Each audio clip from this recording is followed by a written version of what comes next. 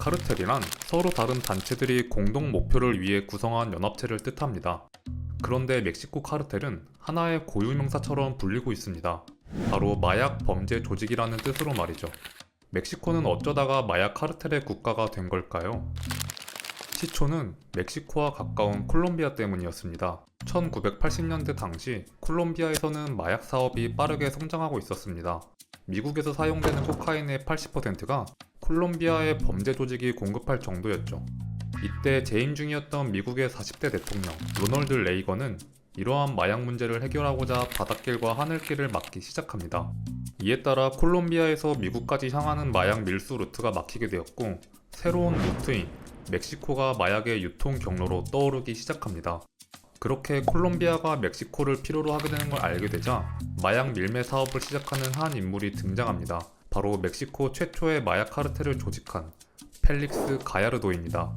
경찰 출신이었던 가야르도는 콜롬비아 카르텔과 손을 잡고 1980년대 멕시코에서 미국 국경을 통하는 모든 마약 밀매 사업을 지배했습니다. 그러던 1985년 모종의 사건으로 인해 가야르도의 마약 사업이 위기에 처합니다. 함께 카르텔을 조직했던 동료인 라파엘 카로 퀸테로가 자신의 마약 재배지를 불태운 미국의 마약 단속국 요원을 납치 후 잔인하게 고문하고 살해하는 사건이 발생하게 된 겁니다. 이에 화가 난 미국이 특수부대를 멕시코로 내려보냈고 유통 경로의 중심지인 과달라하라 카르텔을 뒤엎어버립니다. 이때 펠릭스 가야르도는 미국 마약 단속국에 잡힐 것을 우려해 본인이 만든 마약 카르텔을 여러 조각으로 쪼개 부하들에게 물려주게 되죠. 가야르도는 1989년 미국에 검거되었지만 역설적이게도 카르텔을 분산시킨 이 사건으로 인해 오히려 글로벌 공급망은 다양화가 되었고, 그렇게 멕시코 전역에 카르텔들이 생겨나는 계기가 됩니다. 이때 설상가상으로 미국과 멕시코 간 자유무역협정이 체결되면서 미국의 기계화된 농업 방식을 따라갈 수 없었던 멕시코의 경제는 점점 침체되기 시작했습니다. 그렇게 빈곤층들 또한 늘어갔고, 이들은 생계를 위해서 마약을 유통하는 멕시코 마약 카르텔 집단에 들어가게 됩니다.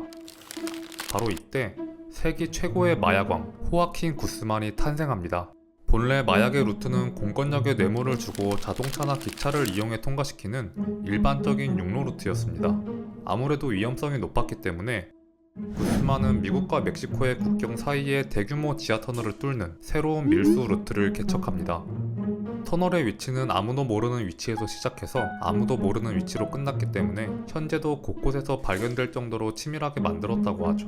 구스만은 그렇게 다양한 터널 루트로 대량의 마약을 밀수시켰고, 포브스에서 선정한 1000대 부자에 들어갈 정도의 부를 축적하게 됩니다. 하지만 이런 세계의 마약왕 구스만을 잡아도 멕시코의 카르텔을 막기란 어려웠습니다. 본래 멕시코 공권력의 일부가 카르텔에 포섭되어 있던 이유도 있었지만 근본적인 이유는 미국의 마약 소비량이 줄지 않았기 때문입니다. 미국의 끊임없는 마약 수요로 인해 어떻게든 공급로는 계속 만들어졌고, 그렇게 마약 사업은 멕시코에서 더욱 번성하게 됩니다. 카르텔들은 쓸어담았던 돈으로 미국에서 불법으로 무기를 계속 수입하게 되었고, 결국 정규군과 맞먹는 수준으로 무장까지 가능해졌기 때문에 정규군이 카르텔을 막는 것은 더더욱 어려워지게 됩니다. 미국의 지식문답 서비스인 쿼라에서도 멕시코 정부가 왜 카르텔을 막을 수 없는가에 대한 답글로 정부 내부의 부패와 마약 수요가 주된 원인이라고 말합니다. 일각에서는 이러한 범죄율을 조금이라도 줄이기 위해 마약의 비범죄화를 제한하기도 했습니다. 마약 사업의 수익성으로만 볼 때 멕시코 경제의 일부로 봐도 될 정도로 크게 번성했기 때문입니다. 지금 현재 멕시코 카르텔은 마약 밀매뿐만 아니라 멕시코에서 돈이 되는 모든 일에 관여하고 있습니다. 멕시코의 주된 수출 산업인 아보카도 농장을 강탈한다거나, 자신이 원하는 후보가 당선되도록 다른 후보자들을 죽인다거나, 주민들에게 어떠한 물건을 사도록 강매한다거나 하는 등의 방식으로 말이죠. 미국의 마약 수요가 줄어들지 않는 한 멕시코의 카르텔들은 계속 늘어날 것이고, 언젠가는 멕시코 전역을 삼켜버릴지도 모릅니다. 계속 커져만 가는 멕시코의 고질적인 문제, 과연 해결 방법은 무엇일까요?